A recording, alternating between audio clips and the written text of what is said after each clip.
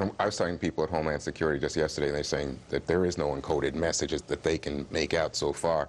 But what this does strike me as more the kind of propaganda that bin Laden is after. I mean, the whole war, it seems to me, over ideas is one in which, ironically, bin Laden seems to be doing better than President Bush in the United States. Directed at? The propaganda is directed at the world. No, I think the propaganda is directed towards the West, and he goes after the U.S. and its European allies. So in that regard, what he's doing, I think, is, and this is where he's trying to reach out to the left of the Noam Chomskys of the world, and as Britt was saying, the people who are concerned about global warming and the like. But he wouldn't be having this impact, one, if he wasn't here, and he's still here. And, you know, it's a sad thing 6 years later. I think we should have gotten this guy, even at the cost of disrupting Pakistan. But I don't know, that's something to be weighed.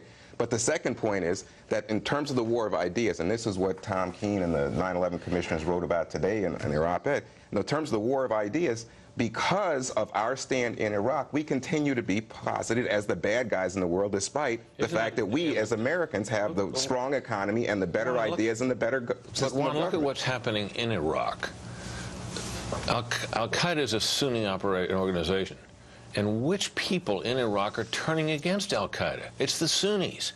Britt, this is one limited area in Anbar, and we can't even afford to pull our forces out of Anbar because the progress there is so tenuous. It isn't just in Anbar. It is elsewhere as well. The problem that al-Qaeda faces in any war of ideas is that it is a gang of mass murderers. That's what these people are. They offer nothing to the people of the world. And that is why what he says in the tape is true. All these nations of the world are after them.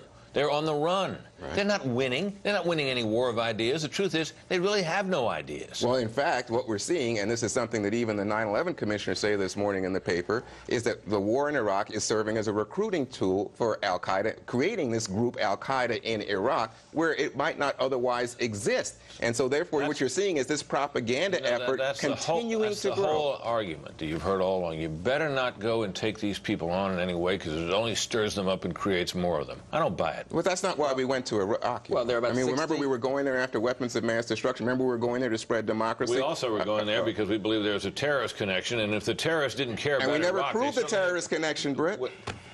Who are we fighting there now, Juan? Al-Qaeda in Iraq. They were there before we got there, and they're there now. We are overwhelmingly in the middle of a civil war between Shia and Sunni, and we have switched sides. But initially, we were supporting Shia, and we thought that we could get a political structure, a governance working, which is why we had a surge, to allow government to take place, a successful government, and to allow the army and the police to stand up so we could stand out. And guess what? They haven't done any of that. In the couple of minutes we have left, General Petraeus is going to testify this week. And, you know, we all thought for months coming up to now this was going to be the decisive make-or-break moment. Is the battle already over before it's been fought, Mar? I don't know if that's the battle being over. I just think the battle has changed. I think there is this kind of remarkable shift in the discussion there's almost a consensus forming that everyone wants to be able to withdraw. Even the president is dropping hints about being able to pull back troops. The question is when you do it, how fast, and should there be a deadline? And on that last criteria, the Democrats seem remarkably willing to at least put that aside, the hard and fast deadline, and talk about how fast would you do it, how many troops would you take out. But I think there's no doubt that after the first of the year, we're going to be looking at a smaller footprint in Iraq than we are now, or at least by the spring. Well, we're going to draw down one brigade. We're going to keep a lot of troops in Iraq. We are winning the war in Iraq. But that might be a way to forge a consensus if troops are starting to come down. Is it a consensus that's forming, or basically is the president won and the Democrats have lost? The president is winning, and sober Democrats who want to be serious about the fact that we are fighting al-Qaeda in Iraq and we are fighting Iranian proxies in Iraq, and serious people who want to think about the consequences of losing to al-Qaeda in Iraq or the Iranian proxies in Iraq are coming to the view that, of course, you can't just pull out. And Hillary Clinton knows you can't pull out. And some of them want to draw down a little more quickly than Petraeus is going to draw down, and then the surge is going to unwind. But the truth is, we are going to have over 100,000 troops in Iraq when George Bush leaves office, and we're going to be winning the war in Iraq, and the next president is going to continue fighting the war in Iraq. Well, you speak the truth. I mean, I think what you just said is absolutely right. We're going to have 100,000 troops in Iraq.